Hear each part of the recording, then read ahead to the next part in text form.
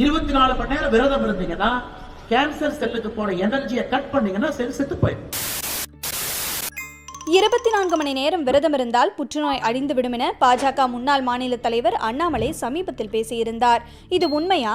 புற்றுநோய் தொடர்பான அவரின் பேச்சு மக்களை தவறாக வழிநடத்தி உயிரிழப்புகளை ஏற்படுத்தலாம் என மருத்துவர்கள் சிலர் எச்சரித்துள்ளனர்.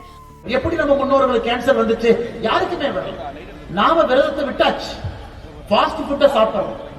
புற்றுநோய் பரவல் அதிகரித்திருப்பதற்கு நம் வாழ்க்கை முறையும் ஒரு காரணம் என அண்ணாமலை பேசியது சரியானதுதான் என்றாலும் விரதம் இருந்தால் புற்றுநோய் செல்கள் முழுவதுமாக அழிந்துவிடும் என கூறுவது தவறானது என்கிறார் சேலம் அரசு மருத்துவக் கல்லூரியின் புற்றுநோயியல் துறை தலைவரான பேராசிரியர் சுந்தரேசன். இது மக்கள் மத்தியில் எனக்கு கேன்சர் வந்துச்சு, நான் ஃபாஸ்டிங் கரெக்டாக இருந்தால் கேன்சரே போயிடும் அப்படின்னு சொல்றது ரொம்ப அபத்தமான விஷயம். பாடிக்குள்ள ஃபாஸ்டிங்கை எந்த அளவுக்கு பண்ணால் யூஸ்ஃபுல்லாக இருக்கும் ஃபார் கேன்சர் பேஷண்ட்ஸுக்கும் லார்ஜ் ஸ்கேல் ஸ்டடிஸ் இல்லை. அப்போ என்ன ஆகுனா அவங்களுக்கு தேவையான நியூட்ரியன்ஸ் கிடைக்காம போகிறது, அது மூலமாக அவங்களுக்கு இம்யூனிட்டி குறைஞ்சு அதனால கேன்சர் இன்னும் அதிகமாகிறதுக்கான வாய்ப்பு இருக்குது.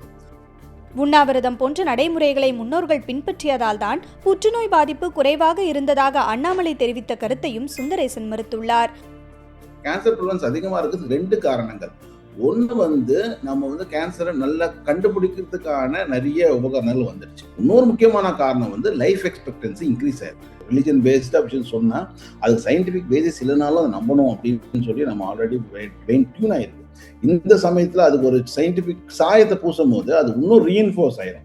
சமூக வலைதளங்களில் ஆன்மீகம் மற்றும் மருத்துவ முறைகளை தொடர்புபடுத்தி பரப்பப்படும் தகவல் வேகமாக பரவி பாதிப்புகளை ஏற்படுத்தும் என்பதால் மருத்துவம் தொடர்பான கருத்துக்களை அரசியல் தலைவர்களும் பிரபலங்களும் பொதுவெளியில் கூடுதல் கவனத்துடன் பேச வேண்டும் என மருத்துவர்கள் தெரிவிக்கின்றனர்.